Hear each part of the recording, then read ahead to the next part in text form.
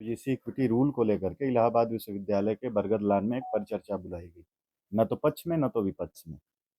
तो होता है क्या कि वहां पर बजरंग दल की गाड़ियां आती हैं, विद्यार्थी परिषद के बच्चे आते हैं और उनके साथ मारपीट करते हैं, सिर्फ छात्रों के ही साथ नहीं बल्कि छात्राओं के भी साथ। तो उस इलाहाबाद विश्वविद्यालय की के उस पे सोशियोलॉजिकल एस्पेक्ट से वाल्टर एंडरसन और आलोक पंत का काम है। 1970 का या 1969 से 70 के सेशन का डाटा है, मैं बाद में आपको दे भी दूंगा, जहां पर 42% स्टूडेंट्स ब्राह्मण थे, 22% जो स्टूडेंट्स थे वह कायस्थ थे, 14% जो स्टूडेंट्स थे वह ठाकुर राजपूत कम्युनिटी से थे, 13% वैश्य थे, 5% जो है शेड्यूल कास्ट से थे और 3% अदर लोग थे, और मुस्लिम में सैयद लोग थे। ये इनका सोशियोलॉजिकल डेटा है। तो साथियों, आप देखेंगे कि विश्वविद्यालयों की क्या स्थिति रही। बाद में मंडल कमीशन आए, अर्जुन सिंह जी ने विश्वविद्यालयों में आरक्षण दिए, डेमोग्राफी चेंज हुई, और आप देखेंगे कि धीरे धीरे जो स्टूडेंट्स यूनियन थे उसमें भी इन तबकों के लोग आए। उसके ही साथ साथ उस साल का छात्र संघ का चुनाव होता है, उसमें आप कैंडिडेट्स देखेंगे तो प्रेसिडेंट पे 4 हैं तो 3 ब्राह्मण्स हैं, सेक्रेटरी पे यदि 5 हैं तो 3 ब्राह्मण्स हैं। तो आप देखेंगे कि बहुत ढंग से छात्र संघों को भी बैन किया गया, और शिक्षा व्यवस्था में जब इन तबकों के लोग आए तो शिक्षा व्यवस्था को भी चौपट किया गया।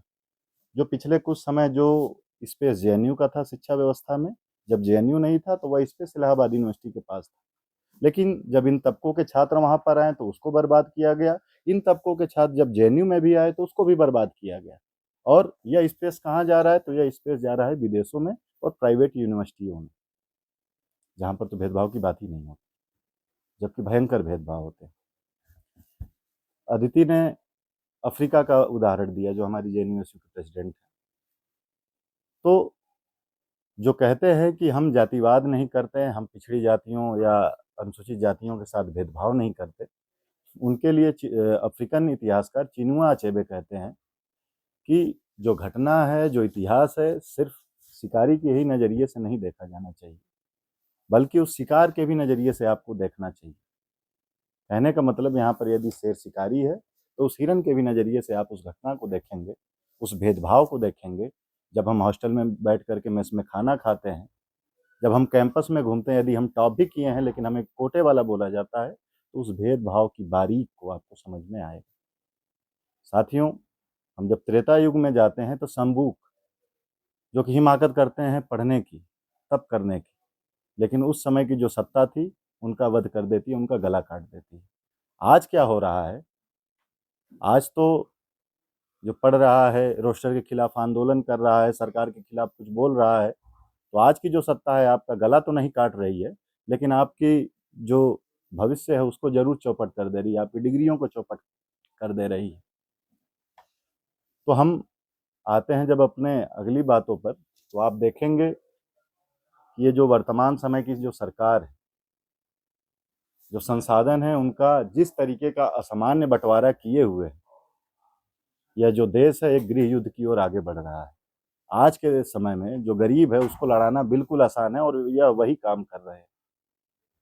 ये जो लेबोरेटरी ओबीसी एससी एसटी के छात्रों को यह जो सरकार है बना रही है, इससे इसको बचना चाहिए।